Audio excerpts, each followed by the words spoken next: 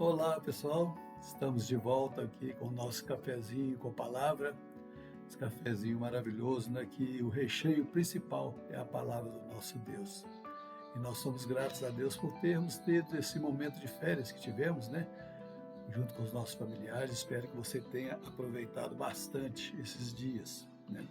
Nós já tivemos no domingo passado uma considerações dos nossos livros, né? De que nós estudamos de 1 Samuel. Com o licenciado Felipe, né, que está se chegando à nossa igreja para trabalhar conosco, né. E agora nós vamos iniciar o estudo aqui do segundo livro de Samuel, continuando a história de Davi, né, da vida deste homem de Deus que trabalhou para a obra do nosso Deus. E vamos observar, tentar tirar para nós alguns ensinamentos para as nossas vidas.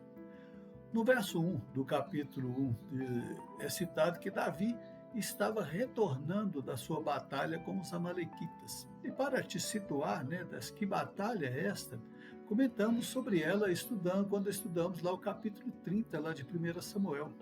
Quando a família de Davi e de seus homens, eles foram levados cativos. E Davi, então, partiu para livrá-los e derrotou os amalequitas, livrando o seu povo, trazendo seus familiares de volta.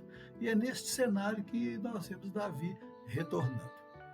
O verso 2 ao 10, nós observaremos o relato de como Davi toma conhecimento da morte do rei Saul e de seus filhos. Isto já após 3 dias do seu retorno da guerra ali contra os amalequitas.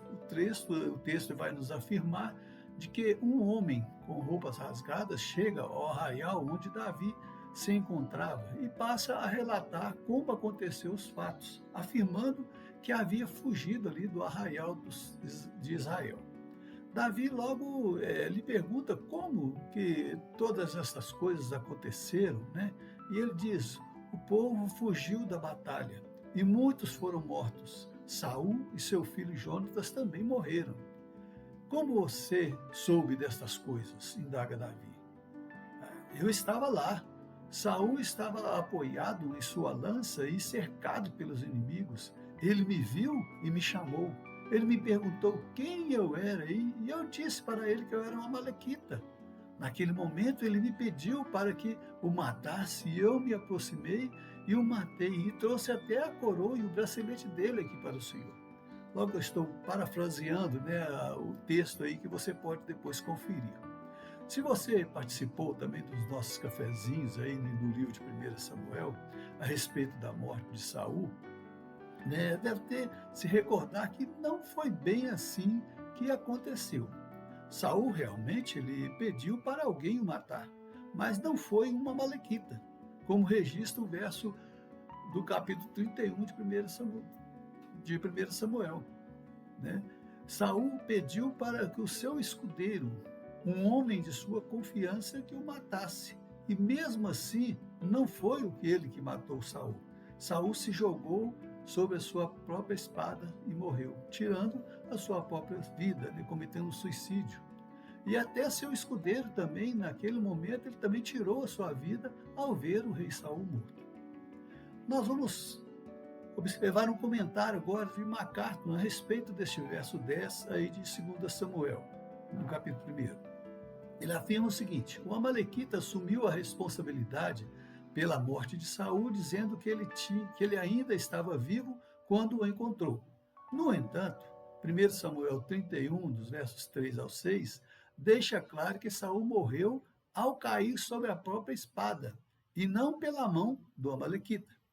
Assim, este homem não pode ter testemunhado o suicídio de Saul. Ele pode ter estado ali naquele momento. Afirmou ter matado Saul quando, na realidade, ele só havia alcançado seu corpo diante dos filisteus, tendo fabricado a história para se congratular com o novo rei por haver matado seu inimigo e trazer a coroa e o bracelete de Saul para Davi. A coroa e o bracelete nas mãos do amalequita mostram que ele foi o primeiro a passar pelo corpo de Saul. Na verdade, eu entendo, né, a situação e acompanho o raciocínio também de MacArthur, que aquele amalequita ele tentou aproveitar daquela situação para se beneficiar perante Davi. porque ele tinha conhecimento que Davi era a pessoa mais provável a assumir o trono no lugar de Saul, devido à sua fama, né, até com os inimigos dele. Nos versos 11 e 12, nós vemos a atitude de Davi e de seu povo diante daquela notícia, onde afirma que prantearam, choraram e jejuaram, né, pelo que ocorreu com Saul e Jonatas e todo o povo que caiu à espada. Por Jonatas e pelo povo, tudo bem, mas chorar por causa de Saul, que era seu perseguidor, apesar de tudo que aconteceu, Davi sabia que tinha sido Deus que ungiu Saul para ser rei. E por várias vezes no livro de 1 Samuel que vimos, Davi teve a oportunidade de ferir Saul e não fez por causa do seu temor a Deus. Pois se tivesse tomado uma atitude diferente, no seu entendimento, não estaria cometendo ali uma ação contra Saul, que era seu inimigo, mas sim contra Deus. E é isso que Davi fala àquele homem no verso 14, aí de 2 Samuel capítulo 1. Como você não temeu estender a mão para matar o ungido do Senhor? Podemos entender que aquele homem, mesmo sendo estrangeiro, deveria se submeter às leis de Israel e também ter reconhecido a santidade de Saul como seu rei. Então, não deveria ter se levantado contra o rei, como ele afirma, mesmo sendo uma trama arranjada por ele.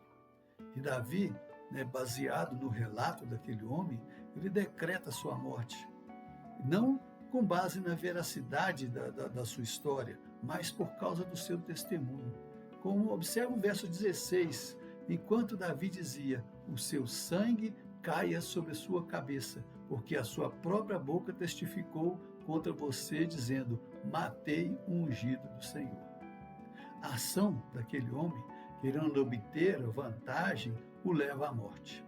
Isso nos faz refletir, né, em como deve ser a nossa ação diante das coisas que nos sobrevêm. Os nossos atos, na nossa forma de agir.